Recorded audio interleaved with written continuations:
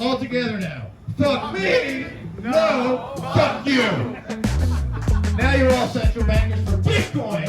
And we've got some pesos, right? Here we go, garbage! Here we have some American dollars, garbage! All fiat money is garbage! ¿Qué amigos? ¿Cómo están? El día de hoy vamos hacia Bitcoin Embassy porque viene Max Keiser. Es uno de los primeros que entró por 2011 más o menos a Bitcoin. En su reportaje que es el Keiser Report, de hecho él empezó a recomendar Bitcoin en 2011 cuando estaba por $3. De hecho ese año también bajó por debajo del dólar, entonces muchos de sus lectores tuvieron la oportunidad de comprar abajo de $1. Entonces vamos a ver qué nos cuenta. Ahorita nos vemos, amigos.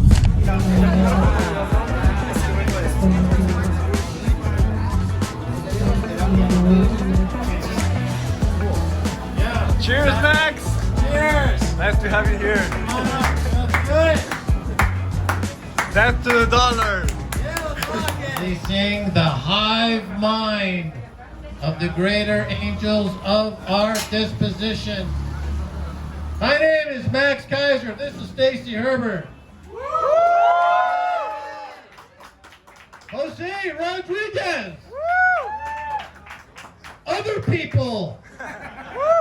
You. Them. Yeah! Are you ready for the revolution? Well, we're here in Mexico City. We love Mexico City. We love everything about Mexico, Argentina, Brazil, because this is where Bitcoin is getting great adoption, great traction, because the economies here are in degrees of stress. Here we've got some pesos. Here we've got some pesos, right? Here we go. Garbage. Here we have some American dollars. Garbage. All fiat money is garbage. It's toilet paper on steroids. It's used to oppress. It's used to wage war. It's used to commit violence. It's all funded by paper money. Look at America. We've been in Afghanistan for 17 years. If we had a gold standard, we wouldn't be there more than 3 months. You're in a war, you're not winning, no problem. Print more money, print some more, lose some more, kill more people. We don't give a shit. We just print more. Bitcoin is peace. Bitcoin is peace. It's not promoting war and violence. It promotes peace. How does it do this? How does Bitcoin promote peace? Let me in on a little secret. You don't change Bitcoin. Bitcoin changes you. Now you've heard me rail against other coins, altcoins, and okay, there's a lot of other coins out there, but they're all at some point trying to do something better than Bitcoin that Bitcoin's not doing. And that's never going to be the case. Doesn't mean a lot of people in this room aren't trading with altcoins and all that other stuff. That's fine. There's a good skill. Losing money is a good skill to learn. Teaches you humility, gives you a tax loss, and it's something to tell your kids about. Bitcoin promotes peace because it's hard money. It's the hardest money ever created. How many people have read Safdin Ammous's book, The Bitcoin Standard? It's an excellent book. It's available in languages all over the world. Highly recommend it. It gives the history of money and the history of hard money. And it's sold right here at the Bitcoin Embassy. And tonight they're giving a 2-for-1 special. Am I right? Buy one, get 2 for free. Right? No, that's false. I'm making that up. So the history of trade is all about people wanting to be with other people. People want to trade with other people. People want to travel. They want to interact. They want to communicate. And this is what gave rise to hard money. This is why people use gold for so long. Because if I do a trade with you and you trade something to me and I give you gold, well, that gold can be used next year. That gold can be used next 2 years from now, 5 years from now. It still has power to buy stuff. It's a store of value. Shells are not a good store of value. Chocolate bars are not a good store of value. Stuff that blows up or is combustible or erodes is not a good store of value. Gold has proven to be a great store of value because people love to trade. It's been suggested that the history of the human evolution is one where the human face is the way it is, the way it has evolved over so many millennia, is because it's designed to take a punch. Why is that? Bad trades. Bad trades. Shit coins like rocks and shells and shit like that. You go back and you say, I gave you my best carving and you gave me that shit coin, now I'm gonna have to beat the crap out of it. With gold, it's not that way. You're happy with what you get. So now in 1971, of course, the world dropped all connections. Fiat and gold were separated. So there was no fiat money, no state money, no flag money anywhere in the world that had any tether, any connection to gold. And this began a period, a multi-decade period of infinite regress, where the fiat money all referred to other fiat money. The dollar referred to the yen, referred to the Chinese currency, referred to the euro, and it went round and around and around in a circle, and now we have a situation where countries are trying to debase their currency more than the other one, to try to export their way out of their economic funk, which only leads to more economic funk, which leads to a lot of inflation and a lot of economic collapse and a lot of problems. And most spectacularly, we see that in countries not too far from here and even in this country. I'm very heartened by the fact that Argentina apparently has told the IMF to go fuck yourself, and they're going to default on their bonds. Let's hear it for Argentina. Yeah! Yeah! Do you agree with that, Jose? All right, Jose agrees. He's the bank. All right. So this is we all need to default on paper money. We all need to begin to look at this stuff as slave money. We all need to look at this paper money and realize that this is a substitution for values. This is a substitution for peace. This is a substitution for community. This is a substitution for creativity. Everything that we want to be as human beings is being overwritten, diluted, and printed away by a few central bankers around the world who, over the last 30 or 40 years, especially since we went off the gold standard, have lobbied governments around the world to make it easier, to make it even more fiat money driven, and then they have derivatives based on fiat money. Now you've got a quadrillion in derivatives tied to paper money, that's tied to other paper money, that's tied to what Paul Krugman at the New York Times calls men with guns. That's what the New York Times says this piece of paper is backed by. Together now. Fuck me! No, fuck you! Now you're all central bankers for Bitcoin because we got the hard money. Here's the other thing that's great, is that when they need a bailout, as they will in the next 6 months, and they come to us and they say, we're going to float another $20 trillion to fiat money, can you give us a loan based on your Bitcoin? Okay, after me. Fuck me? No, fuck you. Right, that's the response. We got the money now. We got the hard currency. We got the private keys.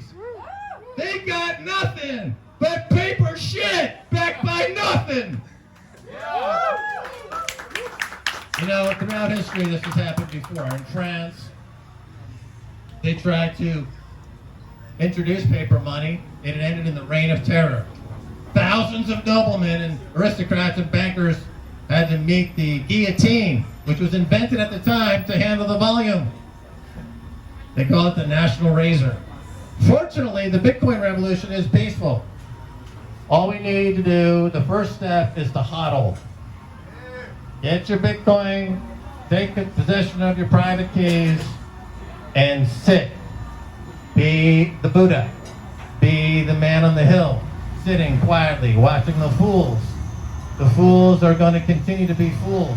Bankers are never going to stop being bankers. Jamie Dimon isn't going to stop stealing money from people.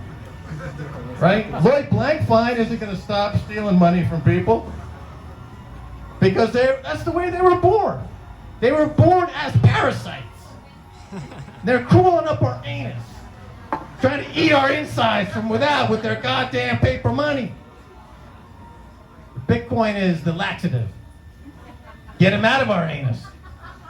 Flush him down the toilet bowl. We want to see Jamie Dimon's head floating in the cesspool where it came from. How do you say that in Spanish, Jose? Thanks, Jose. That was great. That was great, Jose. Really great. You had one job. Well, anyway, a few notes I made on my way up here on this chair that I can't read now. Well, I would like to make this observation. A lot of people say, well, where did Bitcoin come from? And how does it work? It doesn't matter where it came from. It doesn't matter how it works. We're beyond how it works. That question isn't relevant anymore. It was relevant for the first 5, 6, 7, 8 years. But we're 10 years, 11 years into this thing. You don't know how, that electricity works. You don't know how computers work. You don't know how anything works, really. But you use it, because it works. It's worked for a long time, and you use it. Bitcoin works. It's had an uptown of near 100% for 10, 11 years, and it works.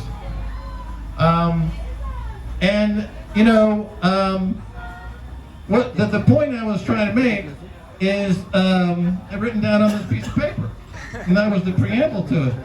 Oh yeah. So then, here's the fact about Bitcoin. I'll let you in on a little secret. It was the creators of Bitcoin were basically looking to do one thing. That is solve the double spend problem. Right? That was the one thing they wanted to do. You had cypherpunks for 20 years trying to solve this problem. 2008, the white paper came out. 2009, the Genesis block came out. And wow, the double spend problem was solved. You have a digital scarce asset for the first time ever, and I can send it around the internet electronically. Holy shit, that's never been done before. It's been tried a few times, it never succeeded. I tried in 1996. I have a patent on a virtual currency, but it never was able to make this creation work. Pretty soon thereafter, it became clear that this was a gold substitute.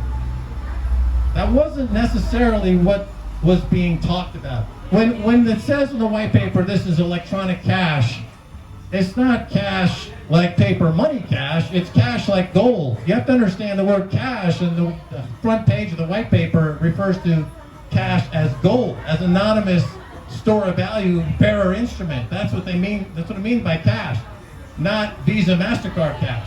This is where Roger Ver gets it completely wrong. He keeps circling this word cash over and over and over again. He should just leave off the C and realize he's an ash. It makes no sense when you think about it. So anyway, the point is that Bitcoin in a lot of ways was an industrial accident. Like Viagra started out for hypertension, and it became erectile dysfunction drug, right? Xerox, plastics, microwave ovens, all these things were accidental creations. They were trying to do one thing, and it turned out to have something completely different that was totally redefined the category. Here's somebody trying to solve the double spend program, and is putting out of business every central bank in the world. That's a miracle. That's why it's unique. It has all the elements to make it unique. It's as unique on the periodic table of software as gold is unique on the periodic table of elements. The state of the United States, the state of Mexico, the state of Argentina. Those states are going to lose their sovereignty because they won't be able to function anymore if all the hard money is owned privately on the private keys of everybody around the world. Me and everybody else, right? So they're not going to go quietly. They're not going to just throw up their hands and say, ha ha, you win. We were stupid. We didn't watch Keiser report and buy Bitcoin at $1. And so prepare yourself. Like I said, I'm 60. So by the time the shit really hits the fan, we're going to be with Satoshi, chilling on an island somewhere.